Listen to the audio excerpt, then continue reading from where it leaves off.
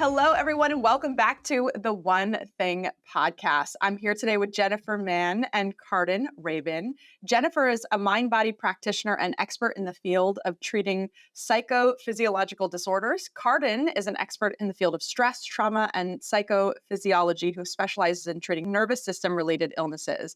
They're the co-founders of Somia and co-authors of The Secret Language of the Body. Welcome.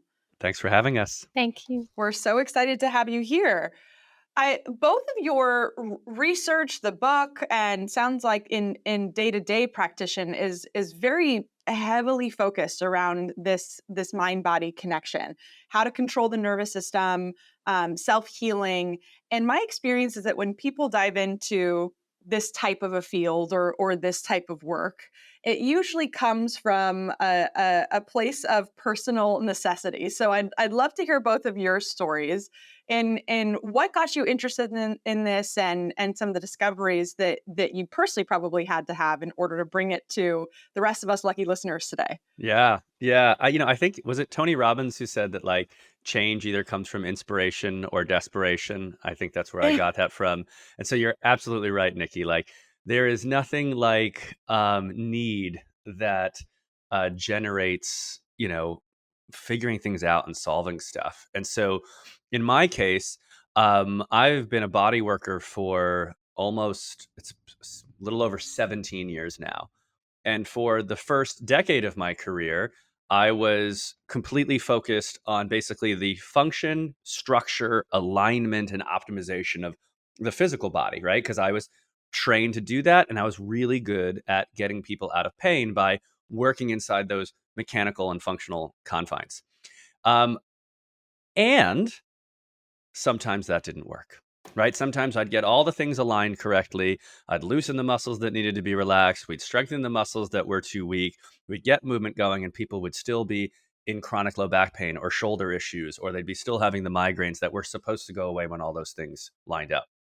But perhaps more importantly, and again, what you pointed to, Nikki, is that secretly and shamefully in the background, as I'm having a successful career as a body worker getting people out of pain, my chronic low back pain was only getting worse and worse and worse every year until I was in such agony that I really couldn't function for more than 15 minutes at a time without laying down or adjusting my shape. I had terrible pain in my low back, bilateral shooting pains into both calves, and I was diagnosed with bilateral herniations, and I was assessing surgeons to fix this, which was extraordinarily humbling for the dude who, again, was making his living off repairing these things and helping people without drugs or surgery.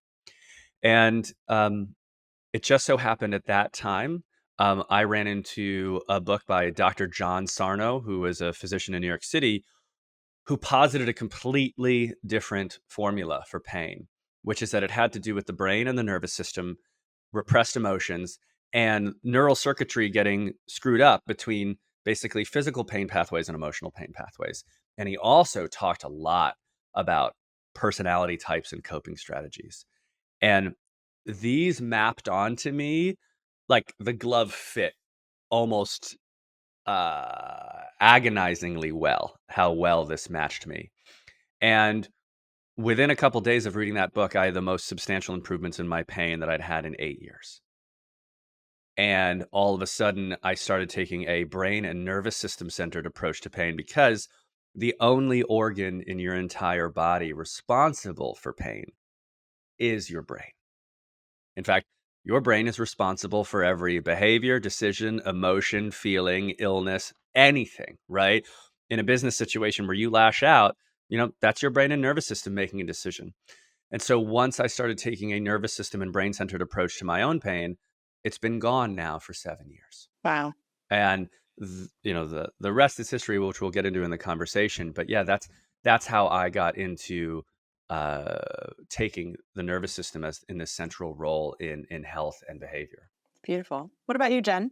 So I'm going to start by sharing. Everyone always thinks, that maybe the story starts when you get sick, but actually the story starts way before, actually in childhood. So I'm going to give like a snippet.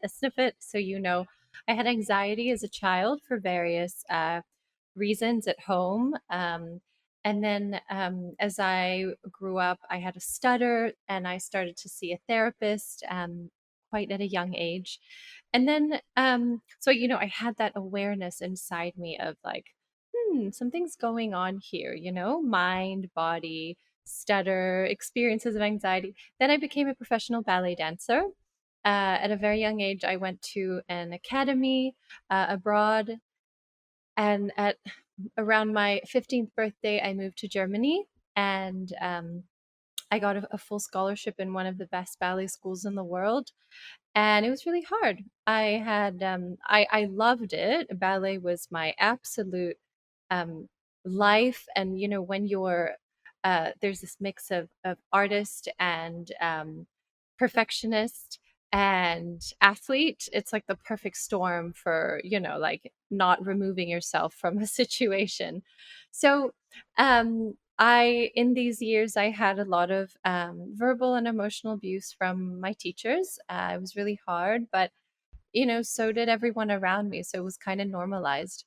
And then I had lots of injuries, but I had this one big injury in my early 20s where I had to stop dancing, and I became a functional movement therapist through. I became a yoga teacher, Pilates instructor. I studied Feldenkrais, gyrokinesis, all the types of ways to help people move better and feel better. And I was always drawn to the clients that had some complex issues, and that, I always noticed there was always a connection with someone's state and mood with the experience in their body. And so I started to explore this. I went back to school and I studied biomedical sciences, and then I went to physio school.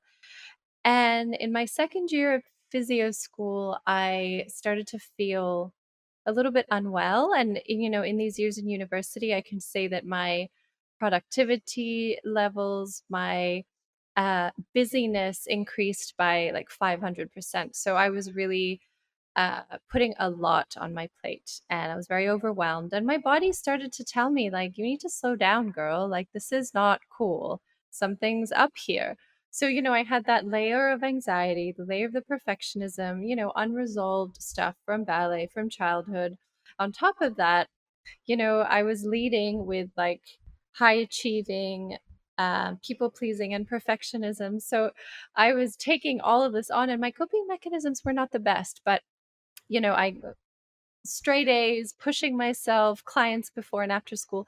And then I started to feel these experiences in my body, like fevers and headaches, and my anxiety was getting worse and worse. And then one day I simply crashed. I was doing yoga one morning and my back spasmed. And that would be the beginning of me being completely bedbound with what I was later diagnosed with, chronic fatigue syndrome, long COVID, POTS, and pain patterns in my body. So yeah, I went from being, athlete, superhuman, as everyone was calling me, to being completely bedbound overnight. And I um, stayed bedbound for the most part of a year and a half until, and I tried everything. My husband went from being my then boyfriend to a full-time care. And Nikki, I literally, with my experience, with my studies, I had a lot of contacts. I was living in London in the UK at the time, and just nothing. Nobody was giving me answers. And I was really frustrated, really angry, but also helpless. But, there's a part of me, that ballerina perfectionist, that was like, hell no, this is not going to be my life. That motivation part that I have inside me. So I found nervous system work. I first found brain retraining, actually. And I saw a testimonial online of this girl saying how she completely recovered in a few days. And I couldn't believe it, but I tried it. And that was my experience too. So, Nikki, I went from being bedridden with 30 plus symptoms, unable to get out of bed and walk. And within a few days, I could walk again, and I had more energy than I had in a long time. So that was the beginning of my third big career transition, still centered in the body, still, mind body connection was the through line. Um, and then here I am. And, I met Karden and we started helping people together. But that's how I stumbled into this work of helping people recover from mind body disorders centered in a nervous system approach. Yeah. It's incredible to hear both of your stories because I see a theme that I think probably comes up for a lot of people listening to this, and I imagine comes up quite a bit in your work, which is the sort of outward markers of success. I mean, you said it best, Jen. Like I'm a super high achiever. I'm a professional dancer. I'm doing well in studies and career and like whatever it is that you're focused on right now. The outward markers of success usually indicate to the world that nothing is wrong. And so this requires, I think, a lot of personal awareness to know that something is dysregulated or something's not right. And I'd love for you both to just talk about how do I know? Like when should I start? I imagine this work is really important to do all the time, and I definitely want to get into some tactics that have helped both of you and that you talk about in the book. But if I'm a listener right now and I'm like, yeah, that'll never happen to me. I'm a super high achiever. I'm a hard worker. I'll never be bedridden. I got this. And I am my identity, which so many, I think, of the people listening to this could probably resonate that my identity is that I'm an achiever, right? And so there's an element, I think, often of this isn't for me or this isn't going to be a problem for me. And yet I hear this happen, and there's story after story of very, very famous business owners and entrepreneurs who are achieving, and then they just drop, whether it's from fatigue or disease or whatever it might be. And I'd love for you to help our listeners before they get there. You know, Nikki, I just want to say thanks for the real softball question there, because that's just like, let's wrap that one. I'm sure I have a one sentence answer to that, right? Um, it's funny. The first thing that I want to say is there is the greatest form of achievement in this world, I believe, is to be able to direct your amazing capacities to the inner work. And so I almost, when I started this work, because I had a healthy ego, a really strong opinion of myself, and I was very effective in the world. But I also I've always been very fortunate to have, it might take a little while for it to come online, but a really honest self-assessment, of like, shit, things aren't working in this domain. Things aren't working in Yeah. that domain. Some things are going on in my body. And even though I'm so resistant to turning my attention and my lens to these areas of deficit or problem, I'm ignoring them internally or externally. When I actually pull in the achiever, when I pull in the healthy, positive, dare I say, arrogant, swagger that I have and say, all right, you think you're so special. How about we work on this? How about we apply our so-called superpowers that we kick ass in the world with into the inside? So I just wanted to drop that. Like before we go into like how, when, and I where, like love that. I invite everyone to like yoke your ego for good, right? Yoke your ego to aid you in this work. There's nuance to it, but I just want to start there. Even Jen said it. Like there was that ballerina in her who said, "I'm not gonna stay sick. I'm not," right? But instead of that ballerina using the same pushing methods, the same repression methods, the same keep going methods, the same perfectionist methods that got her sick, it redirected its glorious energies towards her healing and her study. So I just want to presence that. Yeah. And with that, I am going to pass it off to my dance partner here. Jen, how would you answer Nikki's question?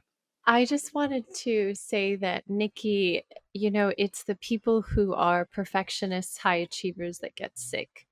When there was the long COVID, I would say epidemic after the pandemic, the articles of the people getting sick, who were they? They were young, Perfectly healthy. Yeah. and especially they were athletes. They were high-end CEOs, they were business owners, they were executives. And, when Mm. you watch or listen to these interviews, they're like, my life was perfect, everything was fine. And then you dig in a little further and they're like, I was really tired and really stressed all the time. And, it was a lot of pressure every single day and every moment of my life. So things start to make sense. And it's really about the state of your body when something happens and the state of your nervous system impacting your physiology, making it so that you don't recover from a virus, or that, mold really deeply affects you, or, an injury that you had 10 years ago comes back, but the pain is now tenfold and it doesn't go away. And so it's those patterns that make us so good at high achieving. Are the ones that get us really stuck. But I also want to say that it's also that part of us that gets us out of it, right? Because if we weren't used to fighting and getting through hard stuff, it would be really hard to heal yourself, because working on yourself, taking responsibility, like Karden said, and looking at yourself and really like being like, what needs to change in order for my life to change, for my health to be better, for me to grow. And yeah, I think it takes a lot of courage. Yeah. Yeah. So if I'm a listener and I know you talk about this in the book, and I want to get into some of that sort of subconscious communication between the brain and the body that you talk about. But if I'm a listener and I'm like, okay, I'm I can humble myself enough to admit I'm probably on that trajectory. Where do I begin? Like how where do I start with understanding how to start to look inward and then resolve some of those challenges? Yeah. So there's I'm going to butcher it, but the one of the most famous axioms, right, in business is you can't, what is it? You can't manage what you're not measuring. Right. So, I don't mean this with like wearing smart watches. This is not how I mean it. I'm not talking about biometrics right now. But if the very first thing you need to be trained, it is a skill that needs to be taught because it's basically been drilled out of us since childhood. You have to be retrained in the skill of being aware of the nonverbal language that dominates your brain and your body. Um, and this is a very straightforward thing, guys. Um, our brains have been evolving for millions of years. Our nervous systems have been evolving for hundreds of millions of years. And for 99.9999999% of that organic evolution, the brain and the body and every organism on this planet, including our ancestors, operated without language. Like if you have a cat or a dog or even a parakeet, you know that animal is conscious. It has opinions. It has moods. It has reactions. It has likes. It has dislikes. It has people it's affectionate with and those that it's scared of. It makes decisions about its day. The dog knows where it likes to sleep. The dog even knows how to like manipulate you to get what you want. And it does it all without a single word. Your brain is overwhelmingly operating your existence, your biology, your responses, your emotions without language. And you need to be retrained to come into the secret language of the body, which is in the form of sensations, emotions, behaviors, postures, movements, gestures. Which, by the way, I'm sure many of your listeners who have studied emotional intelligence and organizational management, they've gotten really good at tracking these nonverbal cues and experiences with other, but they still blow really hard at it in tracking their own. Yep. And largely that's because most of us who have a lot of stress, trauma, or attachment injuries, or really pain in our bodies from our past, our survival has been built on getting away from our own sensations. So if you want to be a really, really, really effective leader, if you want to really level up to a whole nother like platform of mastery, it, it's this a huge investment in I need to become aware of what's going on in the organization of my body. And that starts with what we teach we will go into the approach, but we teach the AIR approach, which is awareness, interruption, and redesign. But awareness begins with, we guide people into something called LBPM, which is the first place we start, which is we want you to, um, in addition to identifying the thoughts in your head, what's going on with your breath, what's going on with your posture, what's going on with your mood. And it revolutionizes your understanding of what's going on inside you. Um, and I'll just pause there for a second. But that's numero uno. Well, I think, Carden, what I hear is a theme that I think is common when you start this work or start to have awareness around this work, wherein even the practical application of, you're right, there's a lot of CEOs or executives that go out and learn emotional intelligence or learn communication and behavior so that they can communicate better with others, so that they can have a better outward representation of themselves. And it's sort of this thematic of, I've spent so much time trying to control my outside world and trying to understand the outside world, but we all, not not the overarching all, but we're rarely taught or invited to spend equally as much time assessing our inside world. Nikki, I was listening to a conversation. It was Simon Sinek, Brene Brown, and a third, was it Adam Grant? And they were talking about how they do these observations of the leaders in a circle, when they're leading meetings, and when they perform well and then when they perform not well. And Brene Brown said the only time that her management style implodes is when she's in a state of fear. Right now, if you're not aware of the language of your body and these unconscious signals coming up, you can't possibly self-correct and manage that in the moment, and you're just going to be completely directed by it. Yeah, and by the way, fear is probably the most common underlying experience, especially as a boss or a leader, because you're constantly, under some kind of financial management pressure, uh, performance. And so there's always that, often fear leading your thoughts, your experiences, your behavior. And so, yeah, what Carden said is just, yeah, it's perfect. Fear is such a can be such a strong emotion too. I imagine that's probably something that people carry with them. If you grew up in an environment fearful of not achieving or not knowing what the future was going to hold or whatever that may be, I have to imagine that that sort of becomes a state that you know and can go back to, not in a positive way, but at least it's familiar, right? And I'd love to hear, so when you get there, if I look up and I'm in this meeting and I recognize, okay, I'm feeling fearful right now, I want to lash out, or I'm feeling, short, my mood's not great, and because of that I'm tempted to snap at this person or lash out or whatever it may be. What do we do to interrupt that? Like, how do we stop that from happening? It's great to have awareness around it, but what do we do with it? Yeah, that's great. Such a good question.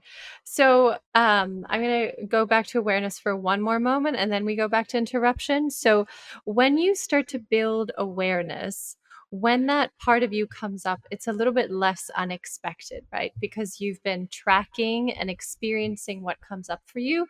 So, in that moment, when you become aware of, like, wow, I'm really angry right now, and I'm kind of maybe also hurt, and I'm a little bit under pressure, and I really want to just make this person in front of me, I want to tell them off and make them feel little, because that is how I'm going to make myself feel safe.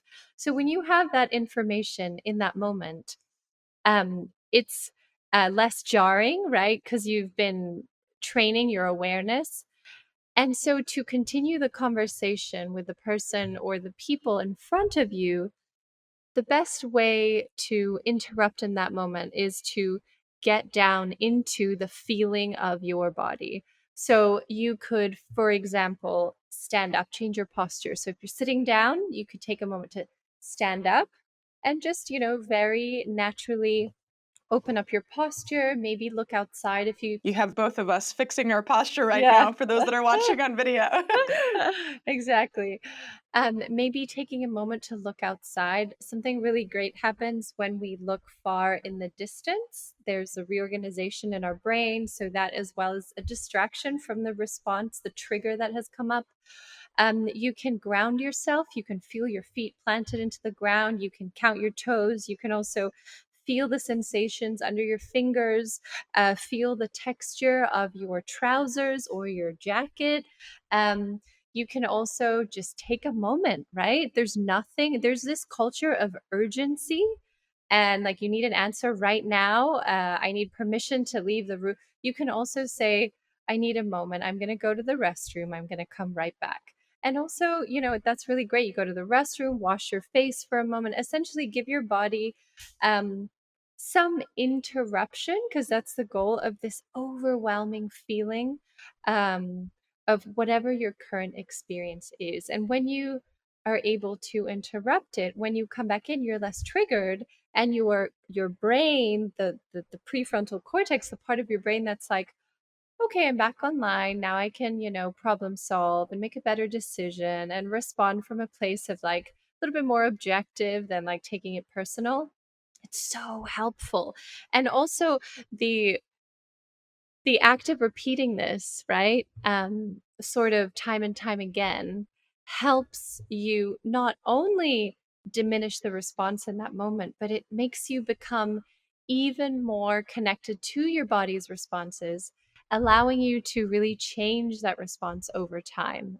Yeah, Carden wanted to say something and jump in I here. think it's the combination of pure excitement and the cappuccino I had just before the call because I love this. So what Jen is sharing is exactly what we talk about, which is you have to interrupt what's happening. And so many of the things that she was just describing is get out of your head and even the experience you're having and get into some kind of somatosensory stimulus that interrupts what's happening, right? Get into your senses and look around you. Um, Also, I just wanted to offer that organizations that can collectively, as part of their culture, make a pause a healthy thing, like she just said, right? Like a lot of you are like, what do you mean I can't go to the bathroom in the middle of the meeting? Right. But if your organization actually has it built in that it's an okay thing to take a pause when you're feeling triggered, that can be so helpful. And so that it's not weird when someone takes a pause or does a little movement, like it's actually respected because, oh, this person's self correcting. But the thing that I really wanted to offer as well as a prophylactic, because again, in the moment can be hard, Nikki, is um, another thing that I'm going to steal from smarter people, right? When the going gets tough, we don't rise to our aspirations. We fall to our basically our highest level of training. And Chris Voss talks about this too. In Chris Voss' negotiation book, one of the most important things that I got out of that book was the ability to take a punch. Do you remember that, Nikki? Yep. Right? So what's the punch? The punch is this awful. It isn't awful. I'm going to use that word. It's an awful experience in the body, this contraction. It's usually based on fear. Something just happened that hurt me, wounded me, scared me, angered me. There's an experience in the body that then behavior, thought, and words react to.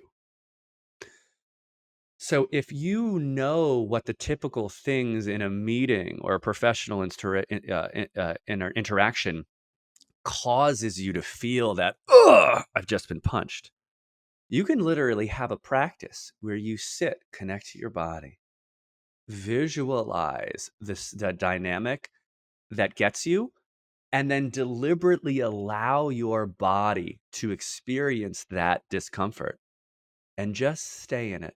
Think of it as emotional cold plunging. And how long can you allow yourself to stay in the emotional cold plunge?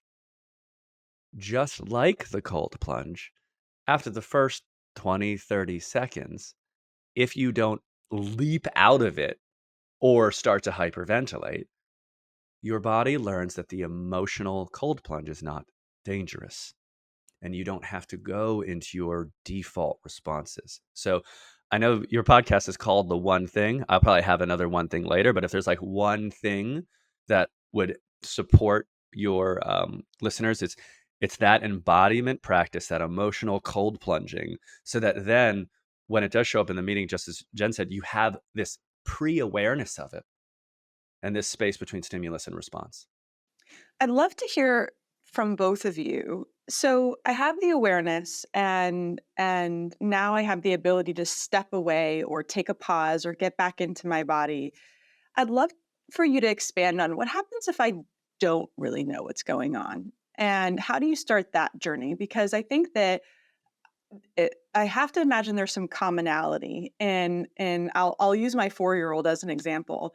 She just woke up as on the wrong side of the bed, as they say the other day, and I asked her. I said, "What's making you feel this way?" "I don't know."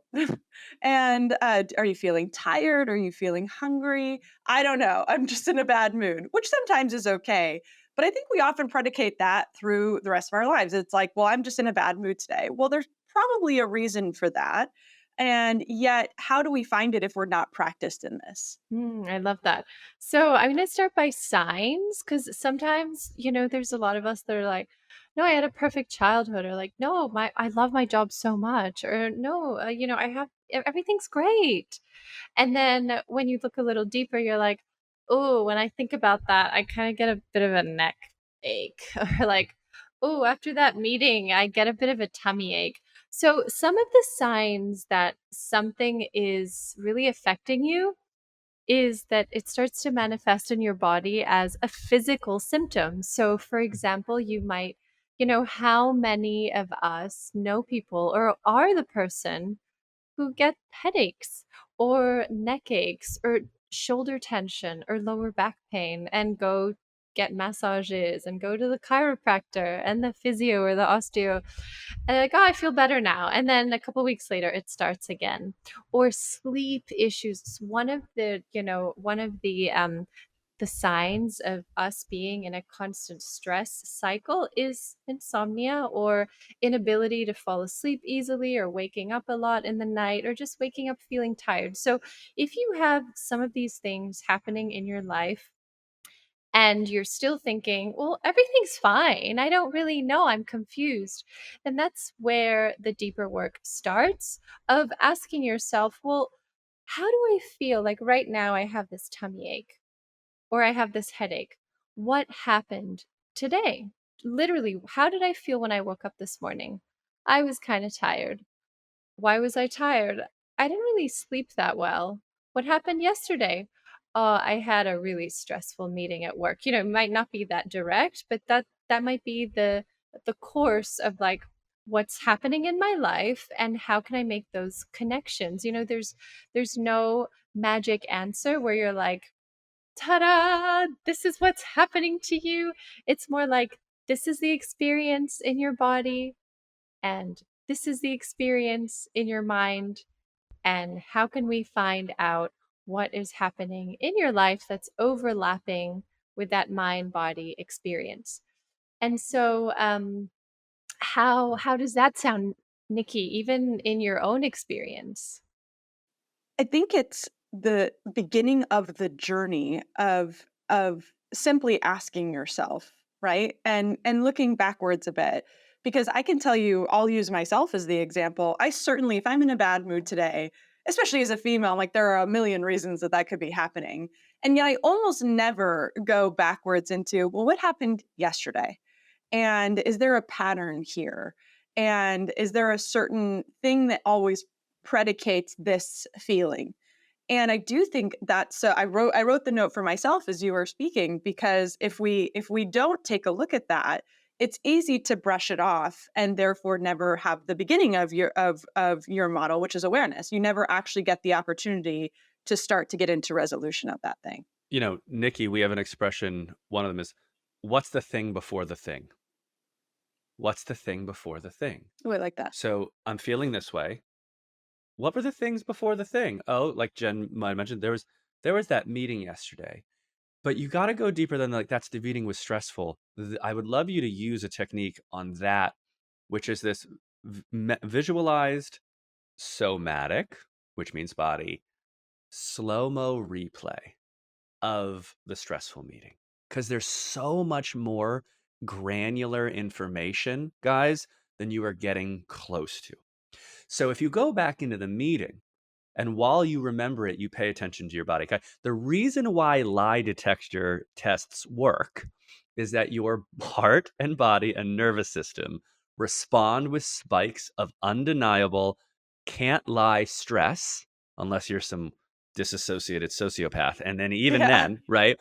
That like when someone asks you something and you're about to lie, you can want to lie or even think you're kind of telling the truth, but there's a part of your body goes, nope, lying, right? So Right. similarly, if you go back to that meeting, slow it down like you're trying to watch a touchdown pass, right? And be like, okay, when my boss, it wasn't the beginning. It was when my boss said X about, have I gotten that that research done? That's when I feel the constriction in my chest. How interesting.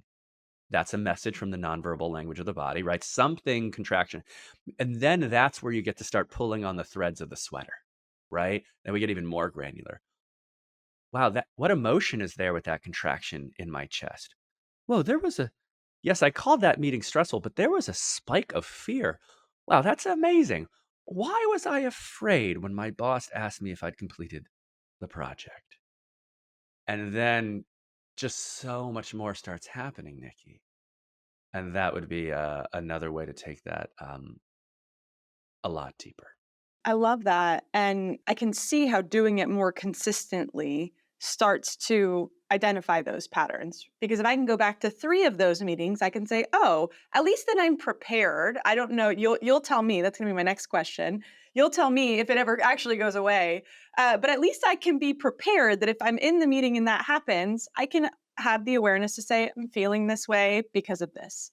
This isn't new to me. At least it's not a surprise." So I think I heard the last part of the AIR model is awareness, interruption, and then redesign.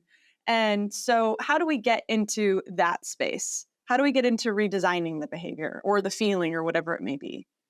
I love what you're saying, Nikki. So, redesign is really the answer to your question. Like, does it ever go away?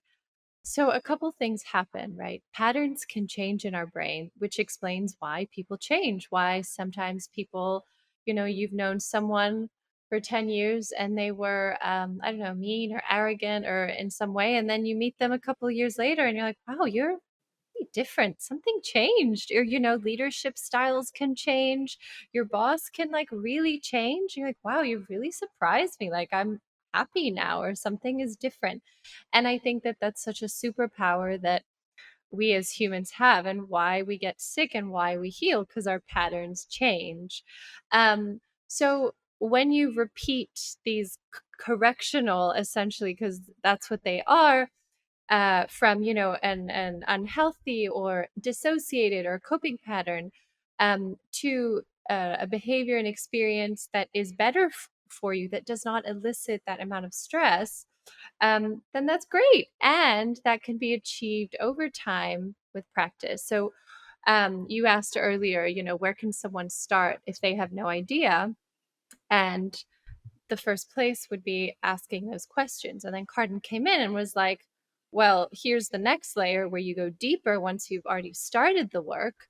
And then you get more information. And then there's the interruption where, like, wow, I have all this information and I can, as Karden said, I can visualize, I can practice, I can use the somatic techniques where, I take a break, I walk to the other room, I tap my body, I shake. Like, how many times have you seen a speaker backstage? Well, I don't know how many times, but I can think of so many times before going on stage as a dancer, everyone is shaking their body, and it's not like because they're warming up or they're thinking, it's because they're like shaking the stress off just automatically. Like, our body knows what we're doing. And I've seen it before a speaker goes on stage. They're like, if you're backstage and you can see it, they're shaking, they're jumping up and down, they're going ooh ah, and they're preparing their body, they're releasing the tension and the stress. That's like an interruption of a stress pattern. And then the redesign, once you interrupt the pattern, Carden was giving like specific indication of how to interrupt a specific kind of event or emotion or pattern, and then redesign as you practice that. So Nikki, how you would do this with anything that's going on in your life that you want to change is you would repeat and repeat and repeat and practice that. Because if you're in a meeting and, you know that's the example we've used this entire time, you're in a meeting and you have this response and you're aware of it the first time, you're like, maybe you get angry and there's a terrible reaction in the room and it's upsetting. So you go away and you do some work and you're like, wow, I need to really become aware of that response. So you do the work, you become aware, you do what I was saying, what Carden's saying, you start to draw those, those lines. And then the next time that happens, you're aware, you interrupt, through the pause or the somatic exercises, and you respond how you would want to respond. And then you do it again, Nikki, and you do it again and again and again. Is it easy? No. Is it going to bruise your ego if it's hard for you to take responsibility? So much. So much. It's going to be so hard. How many people do we know that find it really hard to even say sorry or to admit that they literally placed something on the table instead of in the living room? Like even that. Imagine like changing yourself and how you respond. So, yeah, awareness interruption redesign is this process. And through redesign, yes, Nikki, you can truly change that so you are confident in a new response over time and really change the experience of your body, diminish those, physical experiences that a lot of people who have high pressure jobs have, like, pain in their body and headaches and stomach aches. And yeah, so it's possible. And newsflash, y'all, the awareness step and the interruption step are elements of the redesign happening, right? So Right. if before there was nothing between trigger and reaction. So literally first of all, becoming self-aware is a new pattern. That's a new thing, right? Great. Wait, let's keep practicing self-awareness. Got some neuroplasticity going.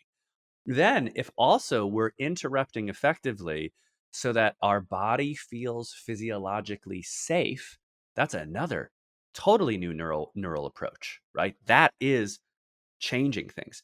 And then often, like Jen just said, then we can deliberately practice the better way we'd like to respond in that situation. But here's the remarkable thing.